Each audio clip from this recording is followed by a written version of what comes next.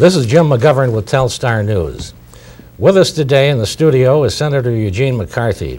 And Senator McCarthy, why don't we just hit on the prominent news story of the day, maybe of the generation, the secret Reagan arms deal to Iran, and is there enough violation of the law, do you think, to ask for an impeachment of Ronald Reagan?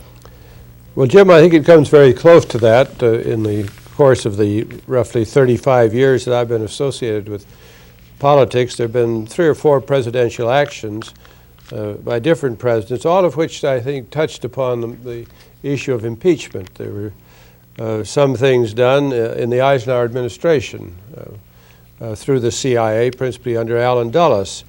There were a few things done in the Kennedy administration. There were some special actions in the Nixon administration. The most serious one was I never thought was Watergate in terms of presidential responsibility. I thought the so-called incursion of Cambodia came closer to being an impeachable presidential action than anything connected to Watergate.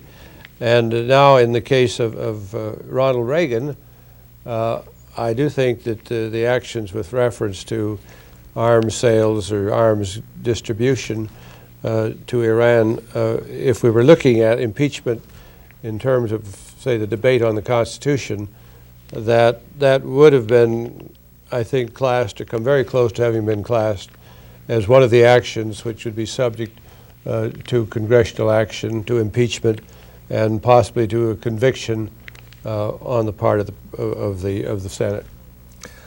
Well, Senator, why is it that presidents seem to become involved in this thing? Is it they don't know the law, or is it they get so carried away with the prominence of their office that they feel they can do anything? What is it? Do you have a diagnosis of? I think it's part of a sort of growing, almost a tradition of the imperial president, in which the president accepts that he either doesn't understand the constitutional limitations of the office.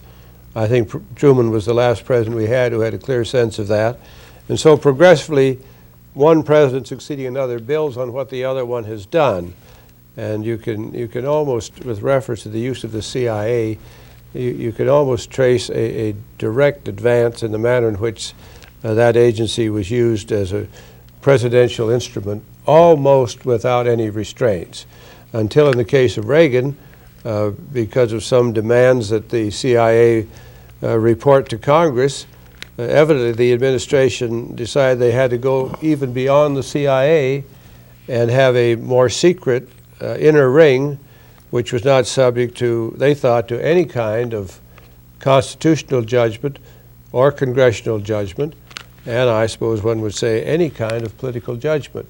And progressively, we've developed this attitude in presidents to a point where, in the case of Ronald Reagan, who I don't think has thought much about the Constitution excepting in cliches, it was easier for him to come very close to going over the edge than had been the case of any of the immediately preceding presidents.